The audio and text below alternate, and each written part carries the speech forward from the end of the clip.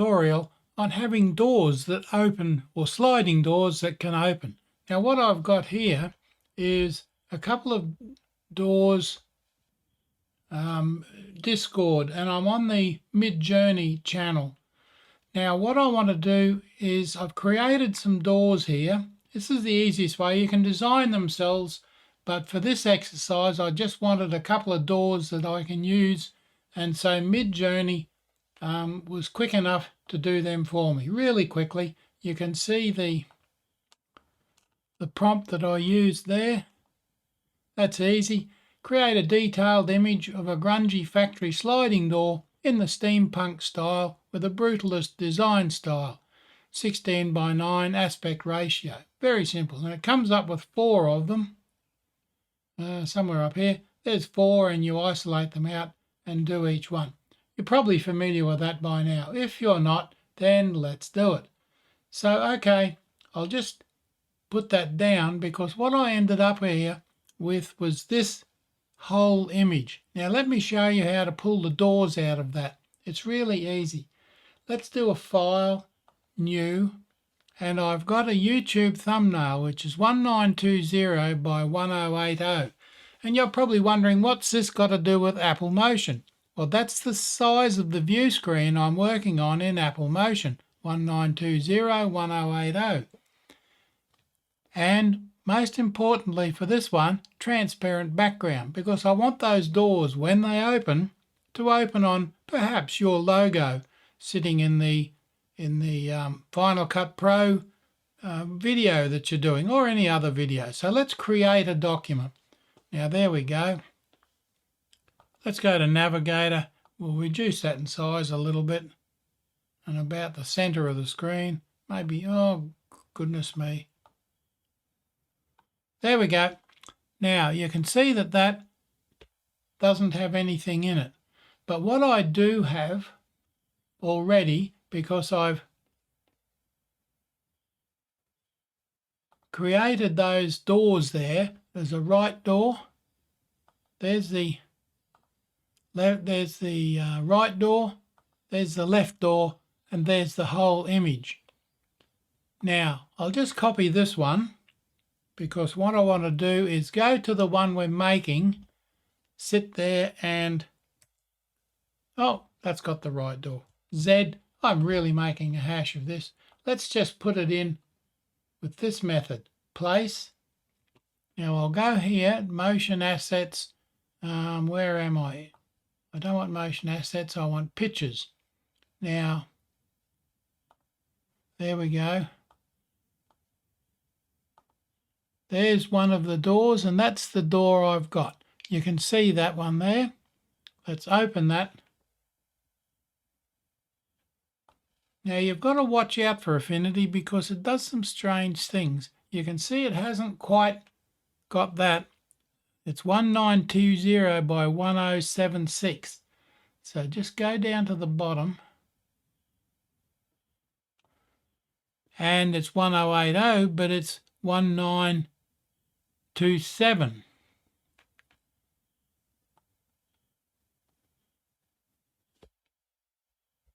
Let's bring that in. 1920 by 1080.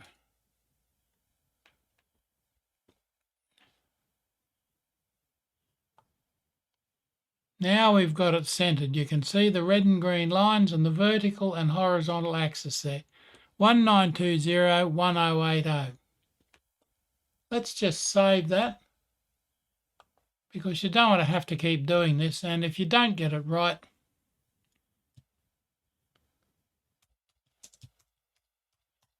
I'll just save that as YT video. Now, lock that panel, just in case I inadvertently mess it up. Now duplicate the panel, go to duplicate, you can see there, 1920 by 1080.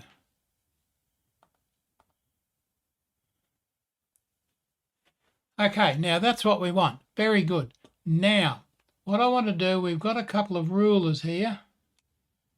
I want to bring that ruler down. Now you can see the right-hand side of the door just up there is the top of the concrete. And I want to go right down there to the bottom of the door, the shadow that's along the bottom of the door, just in case you get lost in the shadows when you're doing the next bit. Now, we'll select Rectangular Mark tool, and we'll go over here because you can line up on that ruler that you just put there and pull it down there to the bottom line, go across to the edge. You don't need to be in the black space, but it doesn't matter if you're not exactly on it. Now that snapping is on, so it's jumped to that blue line. You've got a blue line there and you've got a blue line down there, and it's jumped to it nicely. Now go to Edit and Copy Merged. Just go over there, make sure you're still selected there. Now it's Copy Merged. V. I'll just turn that one off, and I'll turn that one off. There's your copy.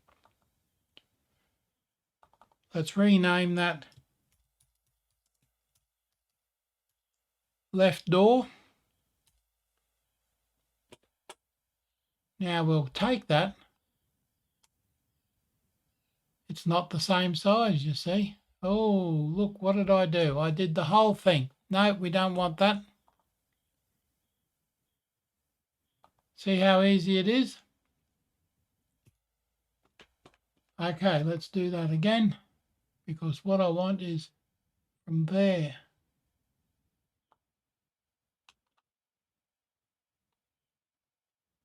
over to the edge of the door, down to the bottom. It's in line with the top, it's in line with the bottom. Now, copy merged. See how easy it is to make a mistake. But I caught it because instead of copying that one, I'm just going to try and move that over there. And it's almost exactly the same size. But go over there first and paste in the one we just made. That's the left door.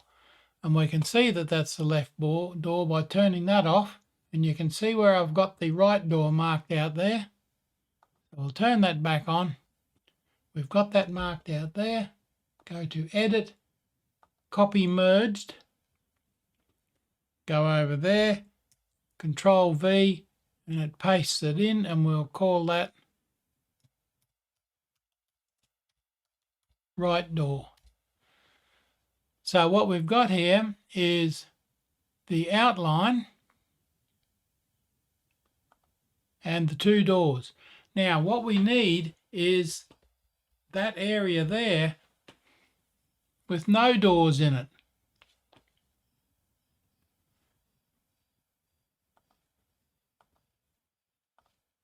Because it doesn't make any difference if they're on or off, you see, because we can see them.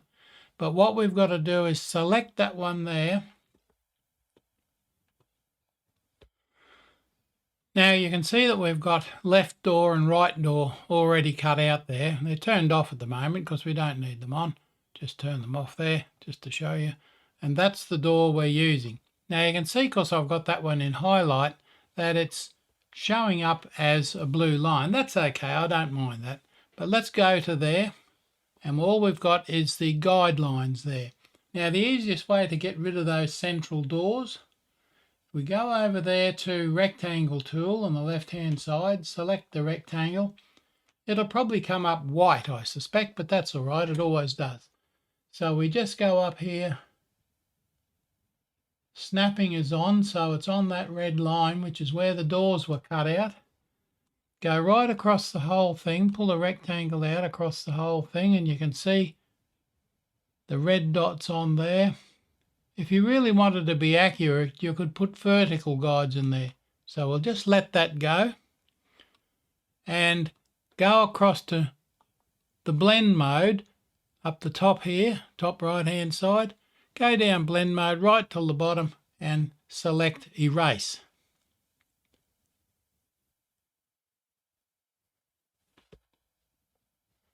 Go back to the move tool, and there's the center erased.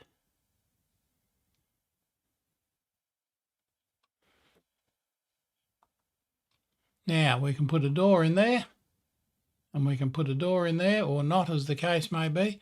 Now don't worry about the fact that it's slightly out of line there. You can fiddle around and adjust that, but don't forget there's going to be a background behind these doors in any case. And because the doors are individually mapped there, you can actually move them slightly, perhaps even enlarge them if you want to. But there's your two doors in there, and there's the background. Now we'll turn those off. See, if you turn that off, the doors come back because that's the transparent thing. Now we can get those two. Don't need that actually. What you can do is go up to here